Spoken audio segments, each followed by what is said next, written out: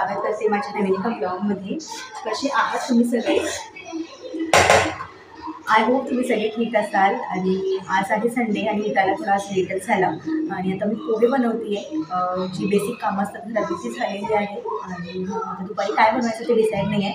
Actually आज Sunday आहे म्हणून लेट उठणं झालं असं नाही आहे। ॲक्च्युली राशीला नाही रुगीला रात्री थोडं ताप वगैरे आला होता आणि तुम्हाला मागच्या वेळेमध्ये शिका दाखवली होती की थोडंफार ती आजारी होती, तिला सर्दी वगैरे झाली होती। सो तेच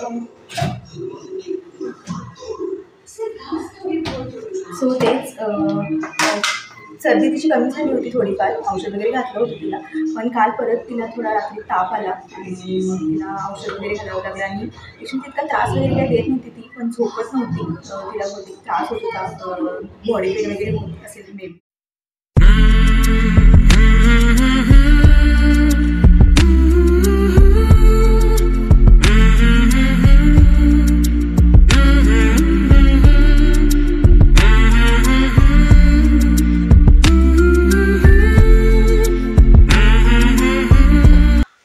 तर सकाळनंतर डायरेक्ट मी आता तुम्हाला रात्री भेटते आहे आणि दुपारी ना नॉनव्हेजचा बेत बनला होता आणि रात्री देखील सगळा स्वयंपाक उरला होता, फक्त मला चपात्या बनवायच्या होत्या। चपात्या बनवल्या, आम्ही सगळ्यांनी ते खाल्लं आणि आता मी आले माझ्या दिवसातील सगळ्यात महत्त्वाच्या कामाकडे, म्हणजेच माझं किचन क्लिनिंग।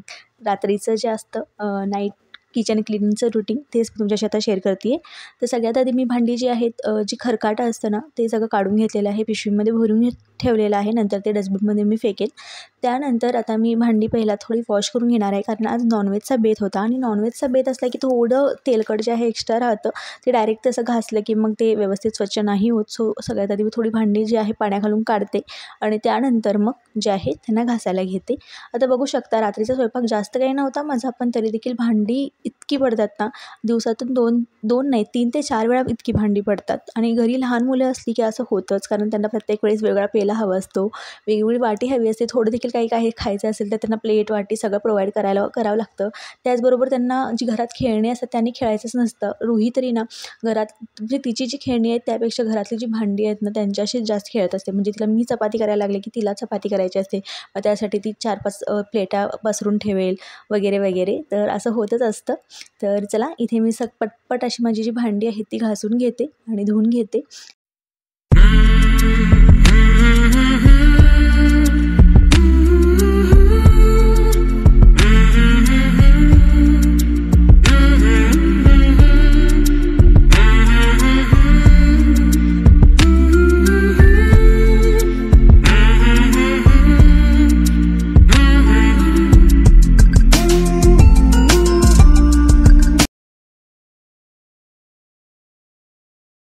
आता हा जो वॉलपेपर मी लावला आहे माझ्या किचन ओट्याला, खरंच खूप छान आहे, लुक वाईज तर खूप उत्तम आहे आणि अगदी कमी बजेटमध्ये तर तुमच्या किचन ओट्याला अगदी सुरेख असा लुक येतो। पण याचा ड्रॉबॅक म्हणजे ना ते जरी त्यांनी वॉटरप्रूफ असं दिलं असेल तर जो आपला सिंक एरिया असतो ना जिथे आपण भांडी वगैरे वॉश करतो तो सतत पाण्याखाली असतो, त्यामुळे तिथलं जे स्टिकर आहे ते ऑब्व्हियसली सुटतं।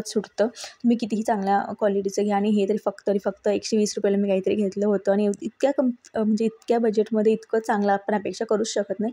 सो सिंक एरियाकडचं जे स्टिकर आहे ते थोडंफार निघतं आहे, बाकी इकडे किचन ओट्याकडे म्हणजे जिकडे पाण्याचं जास्त जे आहे वावर नसतो त्या ठिकाणी ते अजिबात सुटलेलं नाही आहे आणि खूप छान असं स्टिक झालेलं आहे, बाकी सिंक एरियाकडे ते थोडंफार।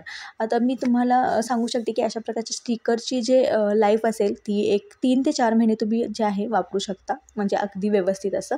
तर आता सध्या हे मी महिनाभर झालं लावलेलं आहे, सिंक एरियाकडचं थोडंफार सुटलेलं आहे, पण अजून 1 महिनाभर मी असंच ठेवणार आहे, 1-2 महिना, आणि त्यानंतर मी माझं चेंज करायचा जो आहे विचार आहे। तर बघू। तर चला भांडी वगैरे घासून झाली, आता मी जे आहे आपली जी गॅस शेगडी आहे ती वगैरे सगळं साफ करून घेणार आहे आणि रोज रात्री हे अशाच प्रकारचं रुटीन असतं। मी याआधीही माझं किचनचं जे आहे नाईट रुटीन क्लिनिंगचं रुटीन जे आहे शेअर केलेलं आहे।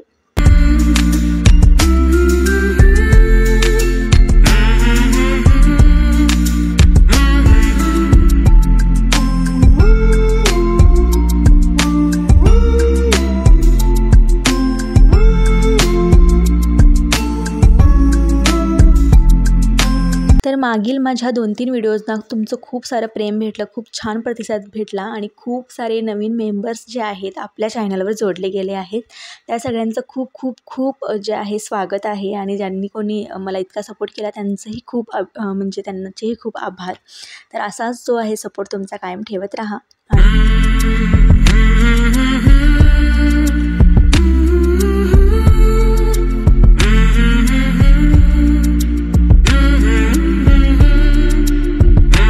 किचन ओट्याच्या क्लिनिंगनंतर गॅस वगैरे सगळं साफ करून घेतलेलं आहे. त्यानंतर मग पिण्याच्या बॉटल्स ज्या आहेत त्या मी रात्रीच भरून ठेवते. त्याचबरोबर सिंक एरिया देखील मी वॉश करते. त्याचबरोबर जे आपलं कापड असतं वाईप वगैरे करण्याचं सगळं पुसण्याचं ते देखील जे आहे मी तेव्हाच्या तेव्हाच वॉश करून ठेवते. जे अति घाण झालेलं असतं ते मी जे आहे भिजवून ठेवते गरम पाण्यामध्ये आणि जे थोडं नॉर्मल घाण झालेलं असेल ते मी तेव्हाच्या तेव्हा जे आहे वॉश करून ठेवते.